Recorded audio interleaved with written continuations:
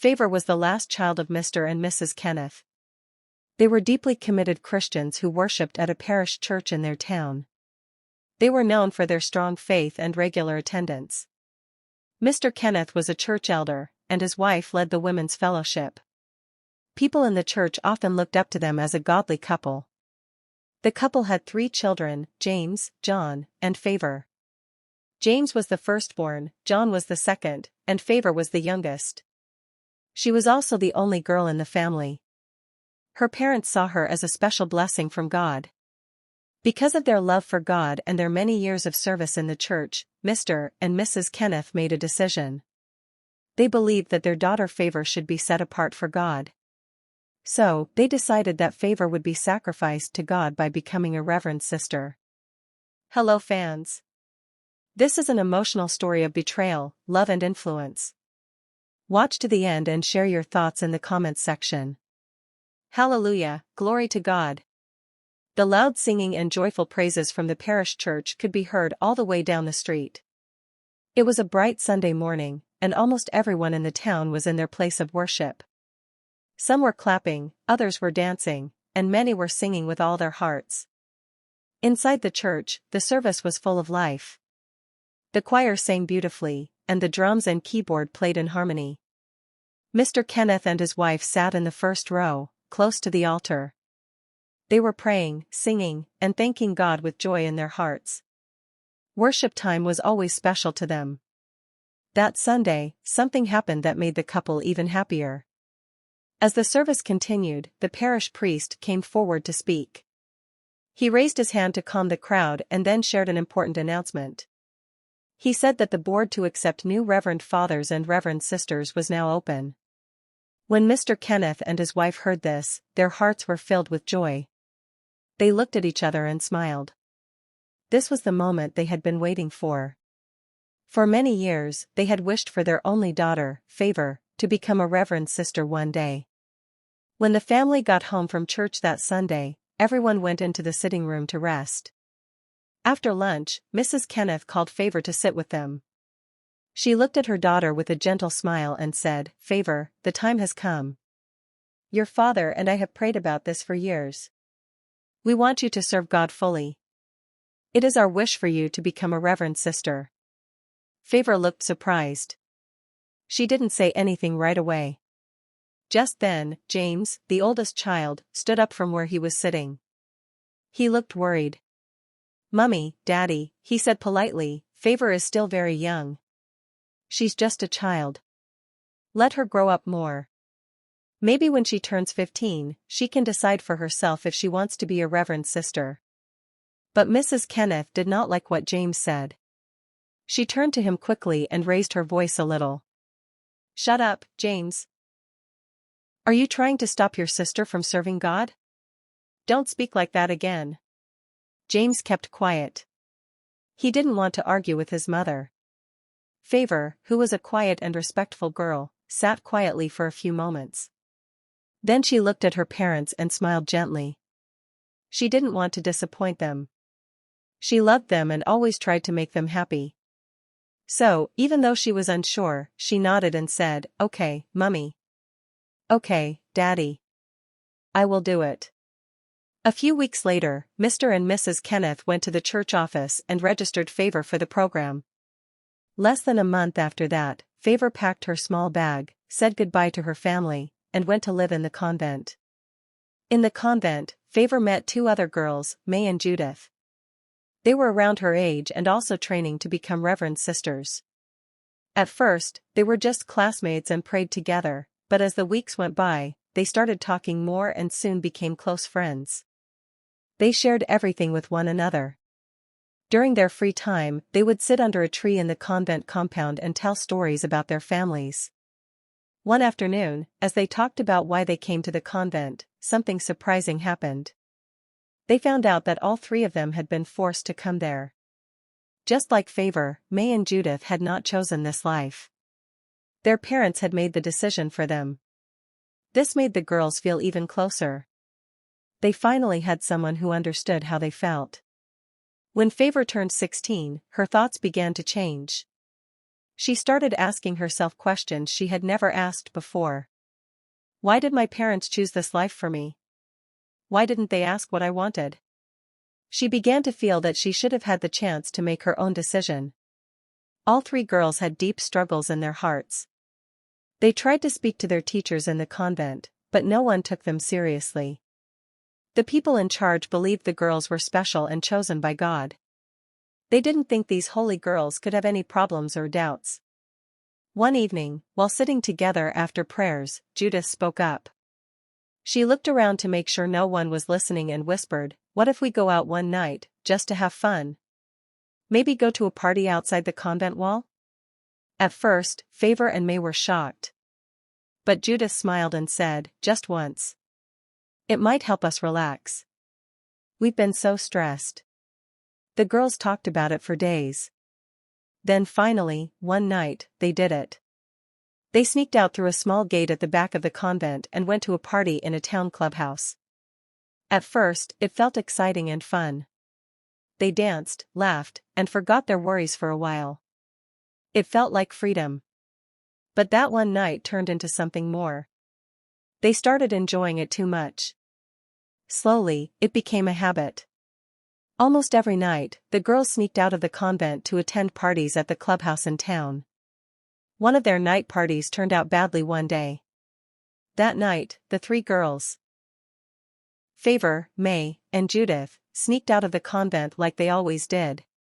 They wore clothes they had hidden under their beds and walked quietly through the back gate.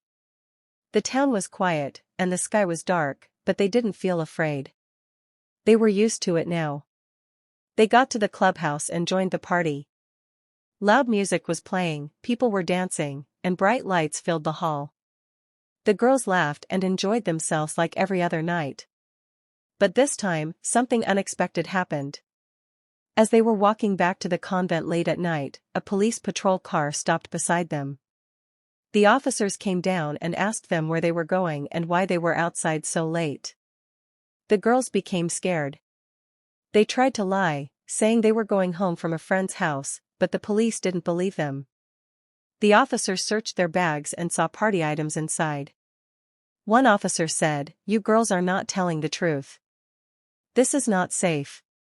You are under arrest for late-night walking." The girls were shocked and didn't know what to say. They were taken to the police station and made to sit in a corner.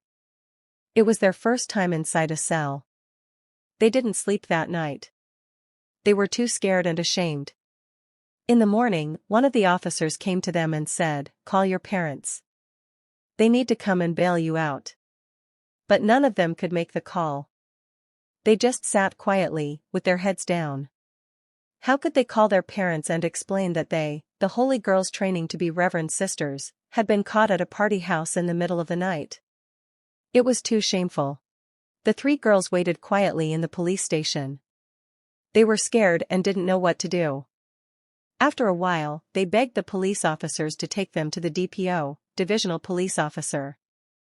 One of the officers finally agreed and led them to his office. Inside the DPO's office, the girls knelt down and pleaded for mercy.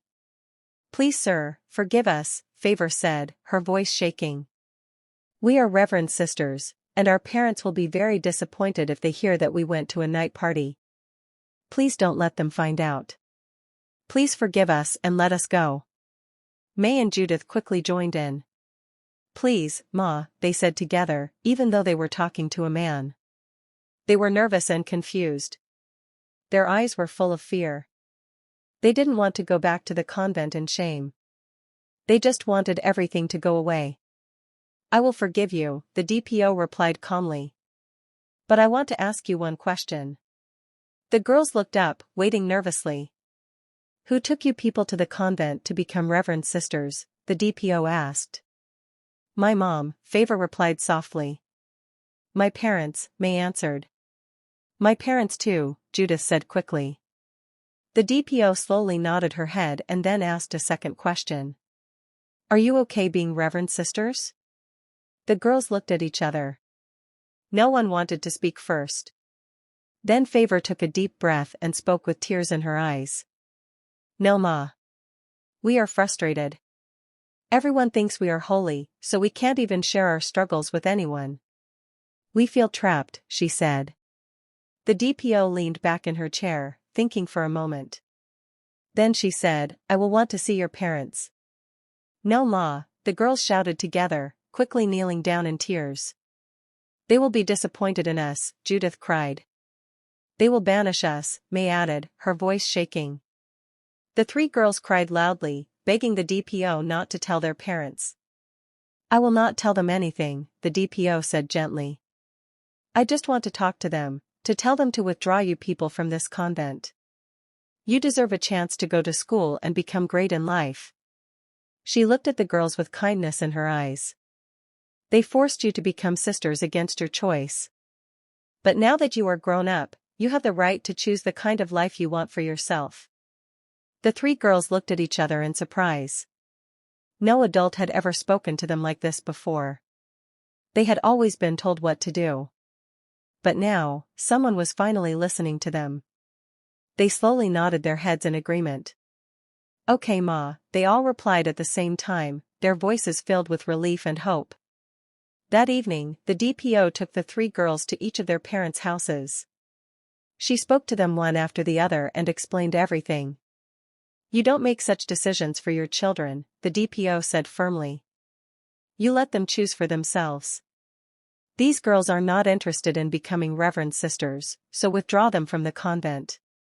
Some of the parents were shocked, while others felt ashamed. But they listened as the DPO spoke with wisdom and care. The next day, the three girls left the convent. As they walked out with their small bags, they felt free and happy. They were grateful to the DPO for standing up for them, for understanding their pain, and for allowing them to make their own choices. Before they left, the girls made a promise to the DPO. We will become better people, Favor said. We will respect our bodies, Judith added. We will not let anyone force us again, May said. Then, they hugged the DPO tightly.